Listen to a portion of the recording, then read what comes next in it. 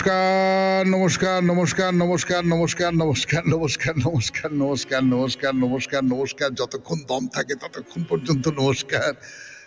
আপনাদের শুভকামনা জানাচ্ছি, আপনাদের স্বাগত জানাচ্ছি আজকের এই শরণাগত অনুষ্ঠানে। খুব গরম পড়েছে, কিন্তু খুব গরম পড়েছে, আর কিরম একটা দম আটকানো গরম। আর বলবেন না, কালকে আমি প্রায় দুপুর থেকে ঘুরে ঘুরে বেড়াচ্ছি নানান জায়গায়। মানে সেটা একবার চলে যাচ্ছি ধরা যাক সল্টলেকের দিকে, তারপরেই সেখান থেকে উল্টো পথে চলে গেলাম দক্ষিণ বারাসাত, এরকম সব নানান জায়গায় ঘুরে ঘুরে গাড়িতেই। কিন্তু রাত্রিবেলা যখন বাড়ি ফিরলাম তখন শরীরে আর কোনো জোর অবশিষ্ট নেই এরকম মনে হচ্ছিল। গরমের জন্যই, তার বাইরে তো আর কোনো কারণ নেই। তো যাই হোক, যেটা বলছিলাম, আজকে কিন্তু নানান কারণে খুব বিশেষ দিন। যেমন তার মধ্যে প্রথম হচ্ছে রামনবমী ব্রত। এই রামনবমী ব্রত ইদানিংকালের মধ্যে খুব গুরুত্বপূর্ণ হয়ে উঠেছে। তো সেই রামনবমী ব্রতর কথা প্রথমে বলতে হবে, রাম জয়ন্তী। তারপরে যেটা বলবার, শ্রী শ্রী মা ভুবনেশ্বরী দেবীর আবির্ভাব তিথি আজকে, শ্রী শ্রী আদ্যা মায়ের আবির্ভাব, বিশ্ব হিমোফিলিয়া দিবস। এই কটি দিন আজকে, এটা বলে নিয়ে তারপরে বেনি মাধবশীলের পঞ্জিকা অনুযায়ী আজকের দিনটার কথা বলি। আজকে ৪ঠা বৈশাখ ১৪৩১, ইংরেজির ১৭ই এপ্রিল ২০২৪, বুধবার। সূর্যোদয়ের সময় ভোর ৫টা বেজে ১৯ মিনিট, সূর্যাস্তের সময় বিকেল ৫টা বেজে ৫৫ মিনিট। আজকে নবমী, নক্ষত্র পুষ্যা। আজকে জন্মে কর্কট রাশি, বিপ্রবর্ণ, দেবগণ। দিনের বেলা ৭টা বেজে ৫৫ মিনিট গতে রাক্ষসগণ।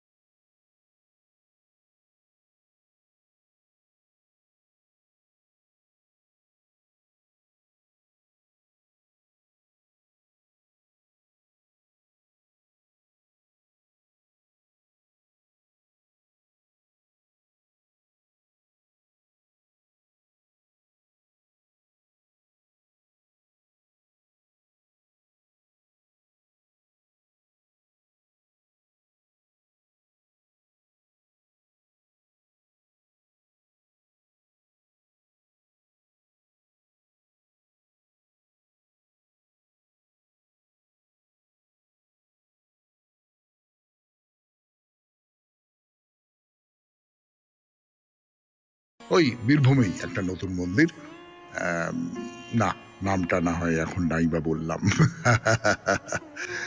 92.7 বিগ FM এ শরণাগত অনুষ্ঠানে এবারে পুরাণ চিরন্তন গানের পর প্রণাম। আমরা চলিত কথায় বলি পেন নাম, গুরুজনদের পেন নাম করতে হয়, গুরুজনদের প্রণাম করতে হয়, যারা শ্রদ্ধেয় মানুষ তাদের প্রণাম করতে হয়। এ তো আমরা করেই থাকি। প্রণাম কিভাবে করতে হয় না হয় সবটাই জানা, ফলে এমনটা মনে হতেই পারে বাবা প্রণাম নিয়ে আবার এত সব কি কথা বলবার আছে, সৌমিত্রবাবু সকালবেলা এই সমস্ত কি। আচ্ছা, প্রণাম ব্যাপারটা কি? আপনি নত হলেন তো, আপনি নত হয়ে পা ছুঁলেন। আজকাল অবশ্যই পা ছোঁয় না, নতও খুব একটা হয় না। ডান হাতটা বুকের কাছে নিয়ে, হৃদয়ের কাছে নিয়ে একটা মাথা নিচু করে, এটাকেই প্রণাম বলে কিনা আমি জানি না। এটা এক ধরনের একটা সম্মান জানানো হতে পারে, কিন্তু এটা প্রণাম নয়। প্রণাম ব্যাপারটা কি? দেবতা এবং গুরুজনেদের কাছে নত হয়ে আমি যে আপনার চেয়ে ছোট আমি যে আপনার চেয়ে কম এইটা বুঝিয়ে দেওয়া। প্রণাম নিয়ে নানান রকম সব কথা বলা হয়েছে, প্রণামের নানান রকম সমস্ত মাহাত্ম্য বর্ণনা করা হয়েছে। এই যে নিচু হই আমরা, মানে তত্ত্বগত দিক থেকে প্রণামের তাৎপর্য হচ্ছে যে নিজের যে আত্মাভিমান, সেই আত্মাভিমানকে দূর করো এবং দেবতা বা গুরুজনেদের শরণ নাও, দেবতা বা গুরুজনেদের কাছে আত্মসমর্পণ করো। সেই আত্মসমর্পণটা করতে গেলে নিজের যে আত্মাভিমান সেইটাকে দূর করতে হবে। অর্থাৎ এই যে বলে না যে প্রণামটা পর্যন্ত করলো না, ঢ্যাঁটা হয়ে দাঁড়িয়ে রইল, অর্থাৎ আত্মাভিমান নিয়ে দাঁড়িয়ে রইল। প্রণাম মানে নিজের আত্মাভিমানকে দূর করা। তো এই যে অভিবাদন করা হয়, তার মধ্যে প্রণামের যে প্রাথমিক প্রক্রিয়া সেইটা দেখা যায়। প্রধানত গুরু শিষ্যের সম্পর্কের মধ্যে এই অভিবাদনের রীতি ছিল। বা বৃদ্ধ একজন মানুষ, তাকে দেখে অল্প বয়সী একজন মানুষ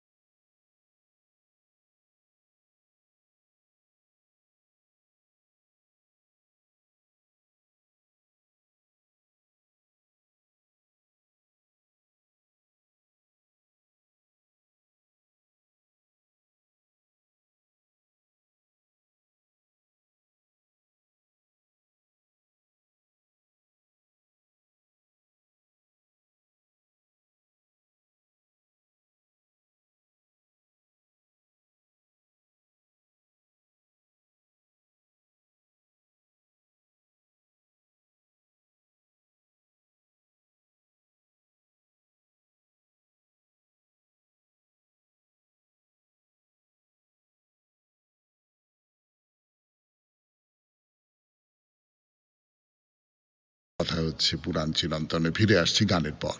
ছেলে ইন্দ্রজিৎ মুখ্যত মেঘনাদ বধ কাব্যের সূত্রেই নিশ্চয়ই। এই ইন্দ্রজিতের বীরত্বের কথা আমরা সবাই জানি। 92.7 বিগ FM এর শরণাগত অনুষ্ঠানে আপনাদের বলি অঙ্গদ আর ইন্দ্রজিতের যুদ্ধের ফলে কি হয়েছিল। মানে রাম রাবণের যুদ্ধ যখন শুরু হলো তখন অঙ্গদ প্রচন্ড বীরত্ব প্রকাশ করেছেন, মানে অসম্ভব শক্তি তার। যুদ্ধের প্রথম দিন, তখন রাত্রিবেলাও যুদ্ধ চলছে, তখন অঙ্গদের সঙ্গে ইন্দ্রজিতের লড়াই বাঁধল। অঙ্গদ ইন্দ্রজিতের রথের যে অশ্ব এবং তার সারথি, তাদের দুজনকে বধ করলেন এবং তারপরে ইন্দ্রজিৎকে পালাতে হয়েছিল অঙ্গদের সঙ্গে যুদ্ধে না পেরে, হেরে গিয়ে পালিয়ে যেতে হয়েছিল। সবাই অবাক হয়ে গেছেন, মানে ইন্দ্রজিতের মতন শক্তিশালী যোদ্ধা সে অঙ্গদের ভয়ে পালাচ্ছে, এ তো এবারে অবাক হয়ে যাওয়ার মতন ব্যাপার। তার রাবণের দলের আরেকজন খুব বড় যোদ্ধা, তার নাম হচ্ছে বজ্রদ্রংষ্ট্র। নামটা শুনেই বোঝা যায় বিরাট চেহারা, বিরাট বড় বীর। তো সেই বজ্রদ্রংষ্ট্র তিনি অঙ্গদের তরোয়ালের আঘাতে মারা গেলেন এবং তার পাশাপাশি অন্য যে সমস্ত রাক্ষসরা ছিল তাদেরও অঙ্গদ মেরে ফেলেন। এর অঙ্গদ তো সেনাপতি, সেনাদের নায়ক। তার সবচেয়ে বড় গুণ কি হওয়া উচিত বলুন তো? যে তিনি কখনো সাহস হারাবেন না। কুম্ভকর্ণকে নিয়ে অনেক দিন আগে এই যে পুরাণ চিরন্তন এইখানে অনুষ্ঠান করেছিলাম, তার কথা হঠাৎ মনে পড়ে গেল। কুম্ভকর্ণ তো ঘুম থেকে তুলে আনা হয়েছে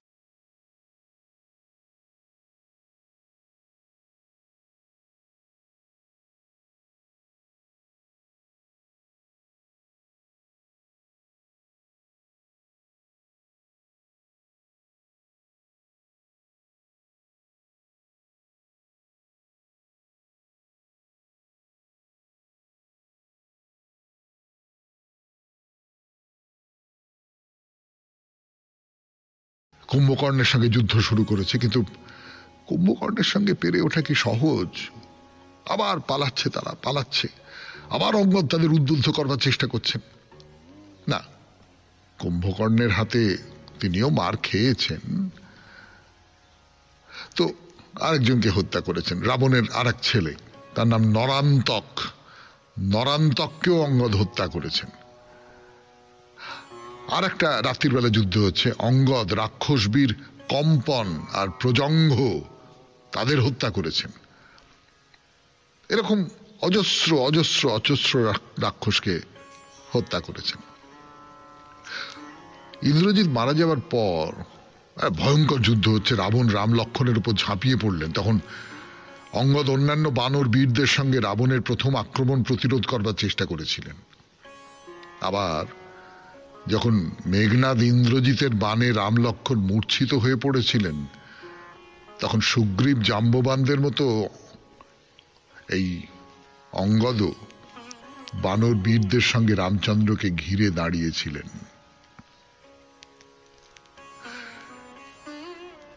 অঙ্গদের কথা আজকের মতো শেষ করলাম 92.7 বিগ এফএম এ শরণাগত অনুষ্ঠানে। এলাম গানের পর 92.7 বিগ এফএম এ শরণাগত অনুষ্ঠানে। এখন স্বামী বিবেকানন্দের রচনা থেকে পাঠ। এক শিষ্য তাহার গুরুর নিকটে গিয়া বলিল, গুরুদেব, আমি ধর্ম লাভ করিতে চাই। গুরু তাহার মুখের দিকে চাহিয়া দেখিলেন, কোনো কথা না বলিয়া শুধু একটু হাসিলেন। শিষ্য প্রত্যহ আসিয়া তাহাকে পীড়াপিড়ি করিয়া বলিত, আমাকে ধর্মলাভের উপায় করিয়া দিন। গুরু অবশ্য এ বিষয়ে শিষ্য অপেক্ষা যথেষ্ট ভালো বুঝিতেন। একদিন খুব গরমের সময় তিনি সেই যুবককে সঙ্গে লইয়া নদীতে স্নান করিতে গেলেন। যুবকটি জলে ডুব দিবা মাত্র গুরু তাহার পিছনে পিছনে যাইয়া তাহাকে জলের নিচে জোর করিয়া চাপিয়া ধরিলেন। যুবক জল হইতে উঠিবার জন্য অনেকক্ষণ ধস্তাধস্তি করিলে গুরু তাহাকে ছাড়িয়া দিয়া জিজ্ঞাসা করিলেন, যখন জলের ভিতর ছিলে তখন তোমার সর্বাপেক্ষা কিসের অভাব বোধ হইতেছিল? শিষ্য উত্তর করিল, নিঃশ্বাসের জন্য বায়ুর অভাবে প্রাণ যায় যায় হইয়াছিল। তখন গুরু বলিলেন, ভগবানের জন্য কি তোমার ঐরূপ অভাব বোধ হইয়াছে? যদি হইয়া থাকে তবে এক মুহূর্তেই তুমি তাহাকে পাইবে। যতদিন না ধর্মের জন্য আপনাদের ঐরূপ ব্যাকুলতা ও তীব্র আকাঙ্ক্ষা জাগিতেছে, ততদিন যতই তর্ক বিচার করুন, যতই পড়ুন, যতই বাহ্য অনুষ্ঠান করুন, কিছুতেই কিছু হইবে না। যতদিন না হৃদয়ে এই ধর্ম পিপাসা জাগিতেছে, ততদিন নাস্তিক অপেক্ষা আপনি কিছুমাত্র উন্নত নন। নাস্তিক বরং অকপট, আপনি তা নন। একদিন মহাপুরুষ বলিতেন, মনে করো এ ঘরে একটা চোর রহিয়াছে। সে কোনরূপে জানিতে পারিয়াছে যে পাশের ঘরে একতাল সোনা আছে এবং ওই দুইটি ঘরের মধ্যে আছে একটি খুব পাতলা দেওয়াল। এরূপ ক্ষেত্রে ওই চোরের কি অবস্থা হইবে? তাহার ঘুম হইবে না, সে খাইতে পারিবে না, সে কিছুই করিতে পারিবে না। কেবল কিরূপে ওই সোনার তাল সংগ্রহ করিবে সেই দিকে তাহার মন পড়িয়া থাকিবে। সে কেবল ভাবিবে কিরূপে ওই দেওয়াল ছিদ্র করিয়া সোনার তালটা লইবে। তোমরা কি বলিতে চাও, যদি মানুষ যথার্থ বিশ্বাস করিত যে সুখ, আনন্দ ও মহিমার খনি স্বয়ং ভগবান এখানে রহিয়াছেন, তাহা হইলে তাহারা তাহাকে লাভ করিবার চেষ্টা না করিয়া সাধারণভাবে সাংসারিক কাজ করিতে সমর্থ হইত? যখনই মানুষ বিশ্বাস করে যে ভগবান বলিয়া একজন কেহ আছেন, তখনই সে তাহাকে পাইবার প্রবল আকাঙ্ক্ষায় পাগল হইয়া উঠে। অপরে নিজ নিজ ভাবে জীবনযাপন করিতে পারে, কিন্তু যখনই কেহ নিশ্চিতভাবে জানিতে পারে যে সে যেভাবে জীবনযাপন করিতেছে তাহা অপেক্ষা অনেক উচ্চতর এক জীবন আছে, যখনই সে নিশ্চিত রূপে জানিতে পারে যে ইন্দ্রিয়গুলি মানুষের সর্বস্ব নয়, যখনই সে বুঝিতে পারে যে আত্মার অবিনাশী নিত্য অক্ষয় আনন্দের তুলনায় এই সীমাবদ্ধ জড় দেহ কিছুই নয়, তখনই সে নিজে সেই আনন্দ লাভ না করা পর্যন্ত পাগলের মতো উহারই অনুসন্ধান করে। এই উন্মত্ততা, এই তৃষ্ণা, এই ঝোঁককে ধর্মজীবনের জাগরণ বলে। যখনই মানুষের এই অবস্থা হয়, তখনই তাহার আধ্যাত্মিক জীবন শুরু হইয়াছে। শুনলেন স্বামী বিবেকানন্দের রচনা থেকে পাঠ 92.7 বিগ এফএম এ শরণাগত অনুষ্ঠানের পর গান, গানের পর কথা অমৃত। বিগ এফএম এ শরণাগত অনুষ্ঠানে আমি আপনাদের সৌমিত্র বসু। ঠাকুর শ্রী রামকৃষ্ণ পরমহংসদেবের কথা অমৃত থেকে পাঠ করে শোনাচ্ছি। এইবার অনেক কথা অনেক সময় একই কথা ঠাকুর ঘুরিয়ে ফিরিয়ে একই কথা বলছেন, কারণ আলাদা আলাদা মানুষকে বলছেন সেটা একটা হতে পারে। আর এটা তো কোনো তথ্য নয়, এটা হচ্ছে সত্য, এটা হচ্ছে ভেতরে উপলব্ধি করবার বিষয়। ভেতরে উপলব্ধি করবার যে বিষয়, সেই বিষয়কে আস্তে আস্তে আস্তে আস্তে মনের মধ্যে থিতিয়ে দিতে হয়। আমরা ছোটবেলায় যখন লেখাপড়া করতাম, মানে কলেজ বিশ্ববিদ্যালয়ে পড়ছি টড়ছি আর কি, তখন আমাদের একজন মাস্টারমশাই ছিলেন, তিনি খুব নাম করা মানুষ, তার নামটাও বলতে পারি আমি, ডক্টর পবিত্র সরকার। তিনি আমাদের বলতেন যে এই বিষয়টা ক্লাসে পড়িয়ে দিলেন, পড়িয়ে দিয়ে তারপরে বলতেন যে এই যে চ্যাপ্টারটা, এটা রোজ সকালবেলা একবার করে পড়বি, তারপর বন্ধ করে রেখে দিবি, অন্য কাজ করবি, অন্য পড়াশোনা করবি, আর দেখতে হবে না। আস্তে আস্তে আস্তে আস্তে ওটা মনের মধ্যে থিততে ভেতরে একটা জায়গা তৈরি হয়ে যাবে। এই পদ্ধতিটা খুব, তো এই পদ্ধতিটাই তো আসলে ঠাকুরের যে বারবার করে তার কথাগুলো বলছেন, একই কথা বলছেন, একই উপলব্ধির কথা বলছেন, তার ভেতর দিয়ে কোথাও তার শিষ্যদের মধ্যে, এবং এই যে তার কথাগুলো আমি বলছি আপনাদের সামনে, আপনাদের ভেতরেও কোথাও এই কথাগুলো চালিয়ে যাচ্ছে। তো মণিকে, মাস্টার মশাই তো মণি, তাকে শ্রী রামকৃষ্ণ পরমহংসদেব বলছেন যে জগৎ মিথ্যা কেন হবে, ওসব বিচারের কথা। তাকে দর্শন হলে তখন বোঝা যায় যে তিনি জীবজগৎ হয়েছেন। এইটা একটা খুব গন্ডগোলের ব্যাপার হয়ে গেল না? মানে আমরা তো এইটা জানি যে ব্রহ্ম সত্য, জগৎ মিথ্যা, জগৎ মায়া, প্রপঞ্চময়, এরকম সব কথা তো আমরা শুনেছি, মিথ্যা সবটাই। কিন্তু এর আবার একটা অন্য দিক আছে, সেই দিকটার কথাও ঠাকুর বহুবার বলেছেন, নানান ভাবে বলেছেন, তার কথাবার্তার মধ্যে দিয়ে বহুবার বলেছেন। সেটা হচ্ছে যে জগৎটা তো তিনি তৈরি করেছেন, তা তিনি যেটা তৈরি করেছেন তার মধ্যে তো তিনি আছেন। আপনি যে কাজটাই করুন না কেন, যেটাই করছেন, আপনি কিছু একটা তৈরি করলেন, আপনি কিছু একটা করছেন, তার ভেতরে তো আপনি আছেন। আপনি আছেন মানে আপনার শারীরিক শ্রমটা আছে, মানে আমি একদম পার্থিব জায়গা থেকে আপনাকে বলবার চেষ্টা করছি, আপনার শারীরিক শ্রমটা আছে, আপনার মনটা আছে, আপনার সেই নিবিষ্টতা আছে, আপনার যে ভাবনা চিন্তা, আপনার যে উপলব্ধি, সেইগুলো আছে, সেইগুলো তো সেইটার মধ্যে মিশে আছে। একজন যখন একটা মেশিন তৈরি করে, সেই মেশিনটার মধ্যেও তো এই সবগুলো একসঙ্গে মিশে থাকে। কাজে আমরা সেই মেশিন তৈরির সঙ্গে ঈশ্বরের এই জগৎ তৈরিকে তুলনা করছি না, আমি বোঝাবার জন্য আপনাদের বললাম যে তিনি যেটা তৈরি করেছেন সেটা মিথ্যা হতে পারে, মায়া হতে পারে, সবটাই হতে পারে, কিন্তু তার মধ্যে তিনি আছেন কোথাও। এইটা যদি আমরা ভাবতে পারি, আজকে রামনবমীর দিন, পুণ্য দিন, তাহলে এই যে অমুক আমার শত্রু, তমুক খুব খারাপ, তমুককে মেরে ফেলো, তমুককে কেটে ফেলো, এই যে সব চারপাশে চলছে না, এই সমস্ত থেকে আমরা নিজেদের নিবৃত্ত করতে পারি যে সবকিছুর মধ্যেই আসলে তিনি আছেন, সবটার মধ্যেই তিনি আছেন। তো ঠাকুর বলছেন যে আমায় মা কালী ঘরে দেখিয়ে দিলেন যে মাই সব হয়েছেন, দেখিয়ে দিলেন সব চিন্ময়, সব চিন্ময়, প্রতিমা চিন্ময়, বেদী চিন্ময়, কোষাকুষি চিন্ময়, চৌকাঠ চিন্ময়, মার্বেলের পাথর, মন্দিরের মধ্যে যে মার্বেলের পাথর রয়েছে, সব চিন্ময়, সব চিন্ময়। 92.7 বিগ এফএম এ শরণাগত অনুষ্ঠানে শুনছেন কথা অমৃত থেকে পাঠ। আরো পাঠ করবার জন্য ফিরে আসছি গানের পর। কালীঘরের সমস্তটা যা কিছু, মানে মেঝে থেকে আরম্ভ করে দেবী পর্যন্ত, এই সমস্তটাই চিন্ময়। ঘরের ভেতর দেখি সব যেন রসে রয়েছে, সচ্চিদানন্দ রসে, মানে রসালো হয়ে রয়েছে, টুবু টুবু হয়ে রয়েছে। আমরা বলি না যে কোন একটা মিষ্টি রসে ডুবে একেবারে টুবু টুবু হয়ে রয়েছে, রসে রয়েছে। কোন রস? সচ্চিদানন্দ রস, ঈশ্বরের রস। এটা কেমন করে হচ্ছে? আমার ক্ষেত্রে তো হয় না, আপনার ক্ষেত্রে তো হয় না, ঠাকুরের ক্ষেত্রে কেমন করে হলো? তার কারণ ঠাকুরের ভেতরে ওই রসটা তৈরি হয়ে গেছে। তো আপনি একটা রঙিন চশমা পরে চারদিকে তাকিয়ে দেখুন, চারপাশের পৃথিবীটা রঙিন হয়ে যাবে। ঠাকুর তার চোখে একটা রঙিন চশমা পরেছেন, ঈশ্বরানুভূতির চশমা, সচ্চিদানন্দ রসের চশমা। সেই চশমায় তিনি তার চারপাশে যা কিছু দেখছেন সেই সমস্তটা একেবারে সেই রকম হয়ে উঠছে। তো বলছেন যে কালীঘরের সামনে একজন দুষ্টু লোককে দেখলাম, কিন্তু তারও ভেতরে তার শক্তি জলজল করছে দেখলাম। যদি আপনারা অনুমতি দেন আমি একটা অন্য কথা একটু বলি।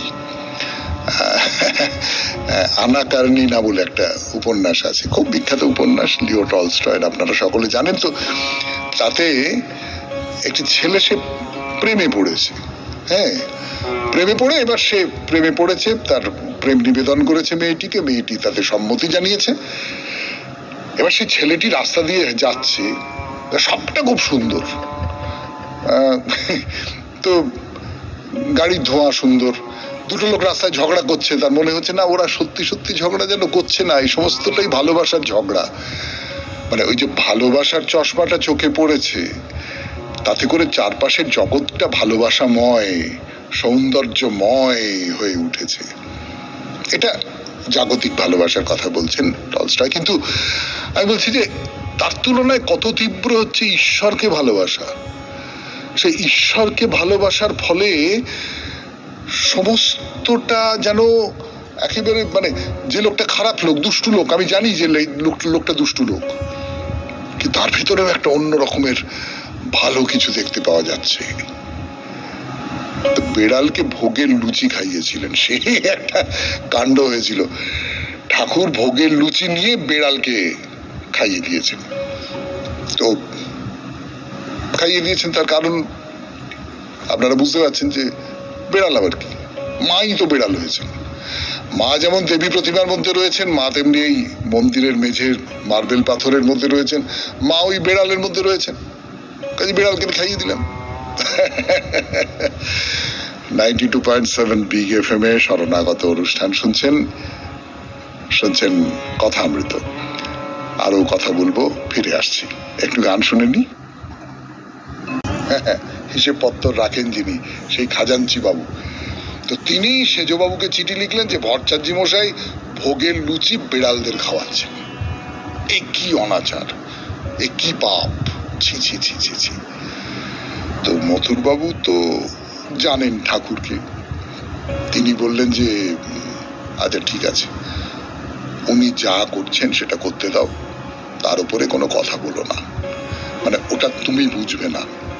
উনি লুচি বেড়ালকে খাওয়ান, যাকে ইচ্ছে খাওয়ান, তাই নিয়ে তোমার মাথা ঘামাবার দরকার নেই। এটা বামা খাপার ক্ষেত্রেও হতো, কিন্তু আপনারা তো জানেন সেই সমস্ত গল্প। বামা খাপা প্রসাদ নিয়ে কুকুরকে দিয়ে দিলেন, এই করলেন সেই করলেন, নিজে খেয়ে নিলেন, এরকম নানান রকম সমস্ত করতেন।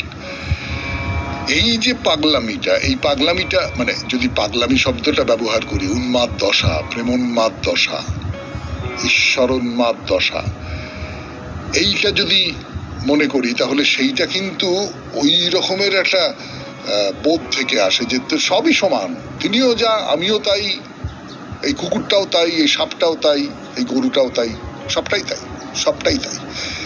এই বোধটা আসা খুব সহজ নয়, এটা এদের মধ্যে ছিল। তো তাকে লাভ করলে এইগুলো ঠিক দেখা যায় যে তিনি জীব, জগৎ চতুর্বিংশতি তত্ত্ব হয়েছেন। তবে যদি তিনি আমি একেবারে পুঁছে দেন, তখন যে কি হয় মুখে বলা যায় না। রামপ্রসাদ যেমন বলেছেন, তখন তুমি ভালো কি আমি ভালো সে তুমিই বুঝবে। সে অবস্থা আমার একবার হয়। বিচার করে একরকম দেখা যায়, আর তিনি যখন দেখিয়ে দেন তখন আর একরকম দেখা যায়। বিচার করে একরকম দেখা যায়, আমরা জাগতিক মানুষজন এটা বিচার করে দেখি সবকিছু, না? হ্যাঁ, তাই তো করতে হয় আমাদের। এটা ঠিক হবে না ভুল হবে, উচিত হবে না অনুচিত হবে, আমার পক্ষে লাভজনক হবে না লাভজনক হবে না, এই লোকটা ভালো না খারাপ, একে দিয়ে আমার বিচার করি আমরা। এই বিচারের বাইরে আর একটা ব্যাপার রয়েছে, যেটা অনুভব করা। হ্যাঁ, অনুভবটাও তো করি, ভালোবেসেও তো কিছু করি। ঠাকুরের কথা শেষ হলো 92.7 বিগ এফএম এ শরণাগত অনুষ্ঠানে। এরপর আপনাদের চিঠিপত্রের উত্তর। ফিরে আসছি গানের পর। গানের পর ফিরে এলাম দুটি চিঠি নিয়ে। প্রথম চিঠিটির লেখক জানিয়েছেন যে তিনি তার নাম প্রকাশে অনিচ্ছুক। ছোট্ট চিঠি এবং সেটা একটা পরামর্শ বলতে পারে। সেই পরামর্শটাই আগে শুনি 92.7 বিগ এফএম এ শরণাগত অনুষ্ঠানে। আমার একটা ব্যক্তিগত মতামত জানাচ্ছি যে শরণাগত অনুষ্ঠানে হিন্দি গান না বাজালেই কি নয়, কারণ শরণাগত অনুষ্ঠানে এই হিন্দি গান একদম বেমানান, শুনতে একদমই ভালো লাগে না। একটু ভেবে দেখবেন, এই অনুরোধ রইল। শরণাগত অনুষ্ঠানে হিন্দি গান খুব বেশি বাজানো হয় না, কিন্তু যেটুকু বাজানো হয় সেটা একেবারেই ভক্তিমূলক গান। তো ভজন বা এই ধরনের কোনো ভক্তিমূলক গান হয়তো কিছু বাজানো হয়। যাই হোক, আপনার এই অস্বস্তির কথা আমি নিশ্চয়ই কর্তা ব্যক্তিদের জানিয়ে দেবো, আর তারা তো শুনছেন এই অনুষ্ঠান, ফলে তারা নিজেরাও অবহিত হবেন। দেখা যাক কি করা যায়। তবে যথেষ্ট পরিমাণে বাংলা গান, মানে এমনিতেই শরণাগতের জন্য নানান ধরনের গান খুঁজতে প্রায় হিমশিম খেতে হয়। ইদানিং আরও নানান জায়গা থেকে গান সংগ্রহ করে বাজানোর চেষ্টা করা হচ্ছে। আপনারা নিশ্চয়ই দেখেছেন যে বেশ কিছুদিন আগে একটা অভিযোগ ছিল যে একই গান বারবার বাজানো হয়। এখন সেইটার হয়তো খানিকটা নিরসন হয়েছে। তার মধ্যে যদি হিন্দি গান বাদ দিতে হয় তাহলে একটু মুশকিলেই পড়তে হবে আর কি কর্তৃপক্ষকে। যাই হোক, আমি আপনার এই আবেদন জানিয়ে দেব। এবারে যে চিঠিটি পড়ছি সেটি বড় চিঠি। কৌশিক বন্দ্যোপাধ্যায়, বৈদ্যপাটি, বৈদ্যপাড়া, হুগলি থেকে এই চিঠিটি লিখেছেন। ভালোবাসা, এই 4 অক্ষরের শব্দটি এক কথায় আমাদের সকল অস্তিত্বকে সূচিত করে। সপ্রাণতার মধ্যে সে ছড়িয়ে থাকে এক আকাশ আলোর মতো। সত্যিকারের ভালোবাসা জাগিয়ে রাখে আমাদের অনুক্ষণ। অন্তবিহীন তালে সে বাজিয়ে যায় মনের গভীরে এক সুমিষ্ট এক তারা। ভালোবাসা ক্ষয়িষ্ণু নয়, সে অক্ষয়, অমর। প্রতিদিনের যাপনে তার উপস্থিতি সকলকে তাই ঋদ্ধ করে, সম্পদশালী করে। মনের হরষে ভালোবাসার প্রকাশ, স্বতঃস্ফূর্ততাই এর প্রাণ। অন্যকে আপন করা ভালোবাসার বিশেষত্ব। ভালোবাসা মানে হলো আসলে ভালোতে বাস, অর্থাৎ মঙ্গল বা কল্যাণে তার অধিষ্ঠান। জীবনের রং ছড়াতে আমাদের সকলকে এই ভালোবাসার আবির মাখা প্রয়োজন। যুগে যুগে মহামনীষীরা এর গভীর গহনে অবগাহন করার কথা বলেছেন। কোনো রকম প্রত্যাশা করা যায় না। এখানে প্রিয়জনের দিকে প্রয়োজন ছাড়াই হাত বাড়ানো যায়। সবশেষে বলি, মনের গোপনে নিভৃত ভুবনে ভালোবাসার এক অমরাবতী আমরা প্রত্যেকেই গড়ে তুলতে চাই। দুঃখ কষ্টের কানাগলি পেরিয়ে ভালোবাসাই আমাদের নিয়ে যায় সুস্থ স্বচ্ছ এক বেঁচে থাকা ও বেড়ে ওঠার রাজপথে। মনের কলুষতা ধুয়ে আমরা ভালোবাসার জোরেই আরো তর হয়ে ওঠার সাধনায় নিয়োজিত হই। শরণাগত অনুষ্ঠানের সকল সুধীজন, শ্রোতা বন্ধু সকলকে আগাম নতুন বছরের শুভেচ্ছা জানিয়ে চিঠি শেষ করলাম। কৌশিক বন্দ্যোপাধ্যায়, বৈদ্যবাটি, বৈদ্যপাড়া, হুগলি 712222। অনেক ধন্যবাদ আপনাকে। ভালোবাসার সম্পর্কে অত্যন্ত সার কথাগুলো আপনি ভারী চমৎকার ভাষায় আমাদের শুনিয়েছেন। আপনাকে অজস্র ধন্যবাদ শরণাগত পরিবারের পক্ষ থেকে। এইবারে বাইরে দূরে 92.7 বিগ এফএম এ শরণাগত অনুষ্ঠানে আমি আছি আপনাদের সঙ্গে, আপনাদের সৌমিত্র বসু।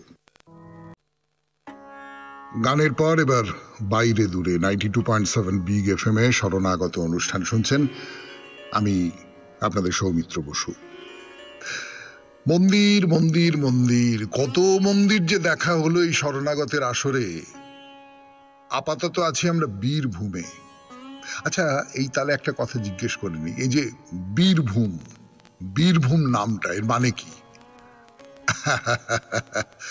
আমি জানি শোনা মাত্র আপনাদের মধ্যে বেশিরভাগ ওই ক্লাসের ফার্স্ট বয়দের মতো টপ করে দাঁড়িয়ে উঠে বলবেন বীরেদের ভূমি, মানে বীরেদের দেশ বলে এর নাম বীরভূম। হ্যাঁ, এই মানেটা তো হয়, কিন্তু বীরভূম নামটা কোথা থেকে এলো তাই নিয়ে বিচার করতে বসে পণ্ডিতেরা আরো দুটো সম্ভাবনার কথা বলেছেন। এক হলো এখানে রাজত্ব করতেন এক রাজা, বাগদি রাজা, তার নাম ছিল বীরমল্ল। বীরমল্লের ভূমি, সেই হিসেবে এই জায়গার নাম হলো বীরভূম। এই বীরমল্লের রাজত্বকাল মোটামুটি 1501 থেকে 1554 সালের মধ্যে। আর একটা মত আছে, সেটাও খুব বিশ্বাস করবার মতো। সাঁওতালি ভাষায় বীর মানে হলো জঙ্গল, অরণ্য। এখানে তো আদিবাসী বলুন বা জনজাতি বলুন, তাদেরই বাস ছিল বেশি, এখনো তাই আছে। যে ভূমিতে অরণ্য খুব বেশি তার নাম হলো বীরভূম। কিন্তু এসবের বাইরে বীরভূমের আর একটা পরিচয় আছে। নানান রকম ধর্মের পীঠস্থান এই বীরভূম, বিশেষ করে শাক্ত ধর্মের প্রচুর বিস্তার ঘটেছিল এখানে। এখানকার বেশ কটা শাক্ত মন্দির দর্শন করা হলো আমাদের, শেষ করলাম একটি বৈষ্ণব মন্দির দিয়ে। এইবার তাহলে কোথায় যাওয়া যায়? চলুন আর একটা সতীপীঠের দিকে রওনা হওয়া যাক।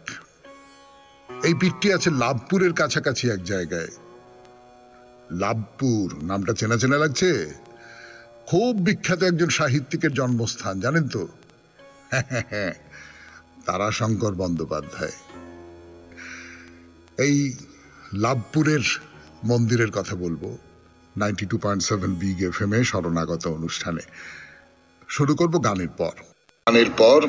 92.7 বিগ FM এ শরণাগত অনুষ্ঠানে মন্দিরের কথা বলছিলাম।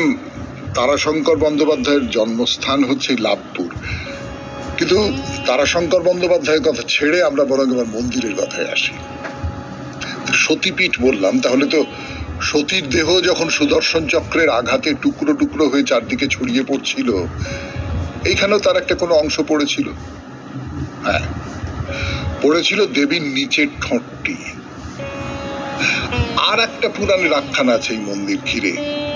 পুরাণের সেই গল্প মনে আছে তো? অকাল বোধনের সময় দেবীকে খুশি করবার জন্য রামচন্দ্র 108টা নীল পদ্ম দিয়ে তার পুজো করতে চেয়েছিলেন।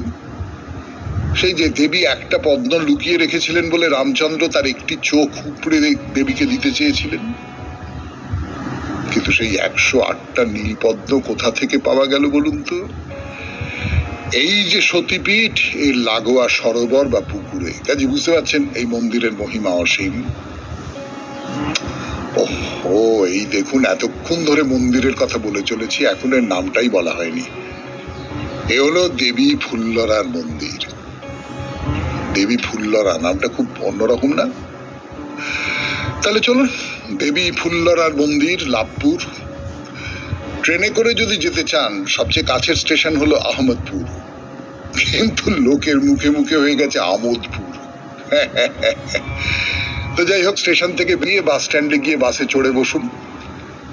11 কিলোমিটারের মতো রাস্তা। জানলা দিয়ে দেখুন লাল মাটির মাঠ, মাঝখান দিয়ে পিচের কালো রাস্তা চলে গেছে। বাস যেখানে নামিয়ে দিল সেখানে একটা তোরণ, প্রচুর কারুকাজ করা তোরণ, তবে সে সবই আধুনিক কালের কারুকাজ, আধুনিক কালে তৈরি তোরণ। মাথার উপরে বড় বড় করে লেখা রয়েছে দেবী ফুল্লরা তোরণ। আর কি কি আছে সেই তোরণে? আজকে তো সময় নেই, আজকে আর হবে না, পরের দিন এই দেবী ফুল্লরা তোরণ দিয়ে শুরু করব আমাদের শরণাগত অনুষ্ঠানের বাইরে দূরে। আজকের মতো তাহলে শেষ করি। আমাদের হোয়াটসঅ্যাপে চিঠি পাঠাবার নাম্বার 9831922927। চিঠির গোড়ায় অতি অবশ্যই SG লিখতে হবে। এইবার কবিতা, রবীন্দ্রনাথের কবিতা। আজি মগ্ন হয়েছিল ব্রহ্মাণ্ড মাঝারে, যখন মেলিনু আঁখি হেরিনু আমারে। ধরণীর বস্ত্রাঞ্চল দেখিলাম তুলি, আমার নারীর কম্পে কম্পমান ধুলি। অনন্ত আকাশ তলে দেখিলাম নামি, আলোক দোলায় বসি দুলিতেছি আমি। আমি গিয়েছিনু চলি মৃত্যু পরপারে, সেথা বৃদ্ধ পুরাতন হেরিনু আমারে। অবিচ্ছিন্ন আপনারে নিরখি ভুবনে, শিহরি উঠিনু কাঁপি আপনার মনে। জলে স্থলে শূন্যে আমি যত দূরে যাই, আপনারে হারাবার নাই কোনো ঠাঁই। জল স্থল দূর করি ব্রহ্ম অন্তর্যামী, হেরিলাম তার মাঝে স্পন্দমান আমি। খুব ভালো থাকবেন, আনন্দে থাকবেন।